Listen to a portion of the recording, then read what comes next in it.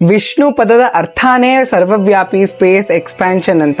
ಅದಕ್ಕೆ ವಿಷ್ಣು ಸಹಸ್ರನಾಮ ಹೇಳೋದು ವಿಶ್ವಂ ವಿಷ್ಣು. ವೇದಾಂತದ ಪ್ರಕಾರ ಏನೆಲ್ಲ ಎಕ್ಸಿಸ್ಟೆನ್ಸ್ ಅಲ್ಲಿದೆಯೋ ಎಲ್ಲದಕ್ಕೂ ಕೂಡ ಸರ್ವೋತ್ತಮನಾದ ವಿಷ್ಣುವೇ ಆದಿ ಹಾಗೂ ಅಂತ್ಯ ಕೂಡ ಆಗಿರ್ತಾನೆ.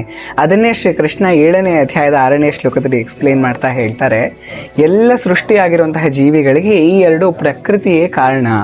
ಏನೆಲ್ಲ ಭೌತಿಕವಾದದ್ದು ಹಾಗೆ ಆಧ್ಯಾತ್ಮಿಕವಾದದ್ದಿದೆಯೋ ಅದಕ್ಕೆ ಆದಿಮೂಲವೂ ನಾನೇ, ಅಂತ್ಯವೂ ನಾನೇ ಅಂತ ಶ್ರೀಕೃಷ್ಣ ಹೇಳ್ತಿದ್ದಾರೆ. ಅಂದರೆ ಅಸ್ತಿತ್ವದಲ್ಲಿರೋದೆಲ್ಲ ಜಡ ಮತ್ತು ಚೇತನ. ಈ ಜಡ ದೇಹದಲ್ಲಿ ಚೇತನ ಇರೋ ಕಾರಣಕ್ಕೆ ನಾವು ಬಾಲ್ಯದಿಂದ ಇದುವರೆಗೂ ಬೆಳೆದಿರೋದು. ಅದೇ ಥರ ಈ ಚೇತನ, ಜಡ, ಪುರುಷ, ಪ್ರಕೃತಿ ಎಲ್ಲದಕ್ಕೂ ಮೂಲ ಆಗಿರುವಂತಹ ವಿಷ್ಣು ಇರೋದ್ರಿಂದಾನೇ ಈ ಬ್ರಹ್ಮಾಂಡ ಎಕ್ಸ್ಪ್ಯಾಂಡ್ ಆಗ್ತಿರೋದು, ಅಂದರೆ ಬೆಳೀತಿರೋದು. ಆದ್ದರಿಂದ ಎಲ್ಲದಕ್ಕೂ ಮೂಲ ಹಾಗೂ ಅಂತ್ಯ ಶ್ರೀಮನ್ನಾರಾಯಣನೇ ಆಗಿರ್ತಾರೆ. ಹರೇ ಕೃಷ್ಣ.